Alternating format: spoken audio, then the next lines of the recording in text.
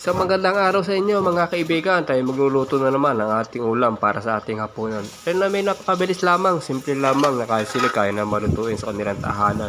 Ari nga ay tinatawag nating luto dito ay chicken curry. Ito ay napakadali, napakasarap, garantisado. Di na nga ay ari lang ang hinugasan na ring mga ingredients natin gagamitin. Tayo nga dito ay mayroon chicken, mayroon din tayong carrot.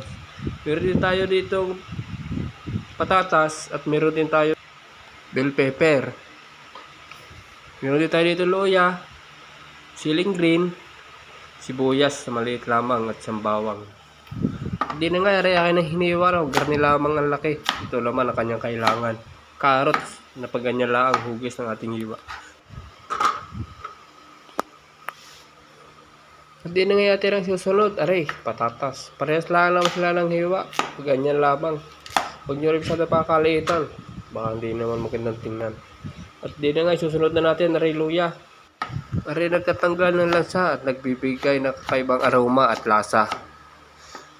Ihiwain lang natin yung pagganyan. At mamaya ating isasama sa paggisa.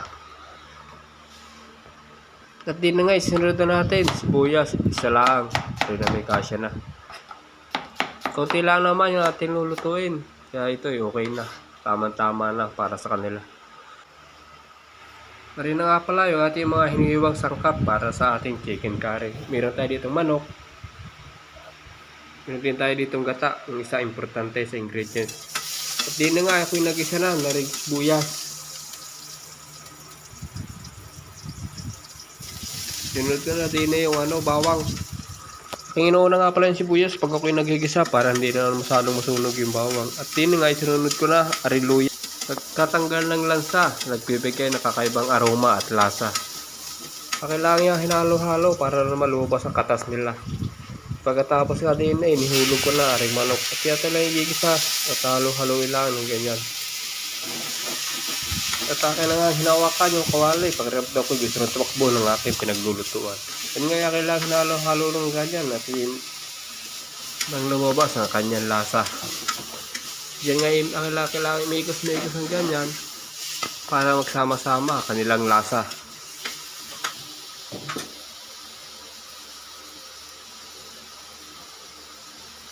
Hindi na nga rin nilagyan ko na ng kanyang mga pampalasa, asin, bitsin, bachik, saka kaunting paminta.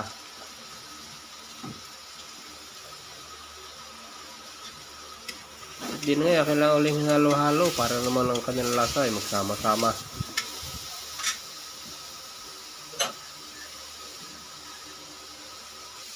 Hindi na nga rin nilagyan ko na ng kaunting tubig para kapalabot natin na rin ating manok.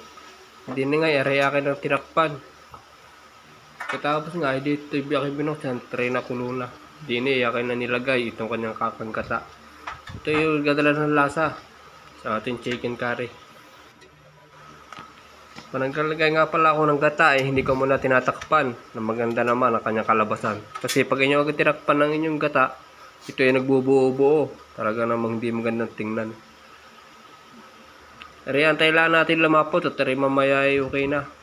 At din nga, ay nilagay ko na rin curry powder para sa ating chicken curry. At kailangan rin hinalo-halo ng garin para matunaw at gumulay yung ating nilagay na powder.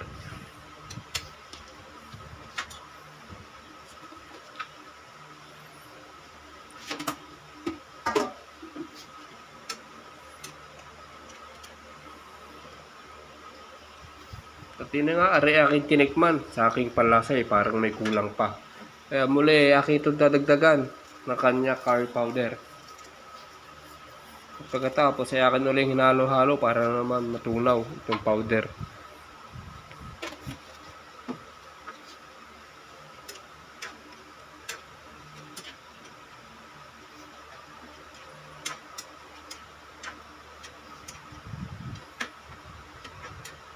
Ari nga mamaya okay na. Natin lang rin lalaputin. Ito mamaya ay ulam na. Ito nga ay aking tinikman, ng aking matikman. Aba, ay napakasarap. Siyempre, ako nagluto Hindi na nga kailangan rin hinalo-halo. Pagkatapos di ari okay na.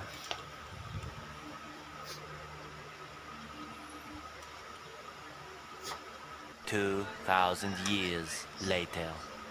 At makalipas nga ang 2,000 years, aray, okay na.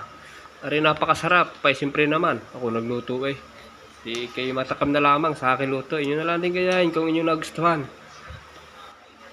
Inyo na nga lamang papansyan ang aking boses. Talaga naman, napakasakit pa rin ang aking lalamunan hanggang ngayon. Dahil sa ubo at sipon, ako hindi pa rin nakaka-recover.